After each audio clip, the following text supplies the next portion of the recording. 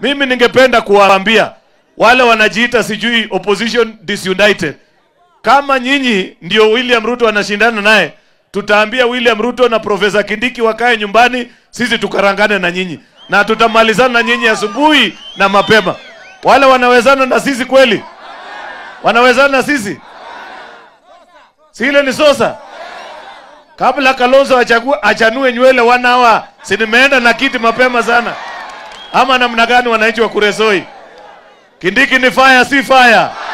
Kindiki ni moto si moto? Na tunafurahi na sisi tunawaunga mkono kutoka sehemu hii ya Kenya. Na wale wanapiga kelele kule Nairobi wasikutishe. Ule jamaa anaongea saa hii alikuwa kwa hiyo kiti yako. Wakati alikuwa kwa kiti yako hakuna kazi, hakuna siku tulimuona hapa Kuresoi. Yeye alikuwa anazunguka sehemu moja ya Kenya peke yake. Wewe unajua wewe ni deputy president wa Kenya yote.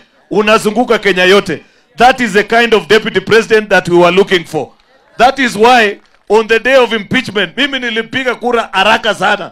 Sababu nilikuwa najua huyo mtu was a political accident. Yani kwa bahati mbaya tu alijipata kwa kiti. Na ndio maana akizungumza aseme ile yote anataka kusema, aendelee kusema. Lakini ningependa kumwambia toa sauti, toa jinda ya William Ruto kwa hiyo mdomo wako.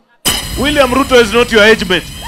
William Ruto is not your political standard. You are too junior a politician to be talking about William Ruto. Let me tell you, Mr. Wamunyoro, even me, I am more senior than you politically. Wewe, mtu alinipata bunge, ananiambia nini? Kitu umenishinda naye ni hiyo kitambi yako na sura mbaya peke yake. Hakuna kitu ingine.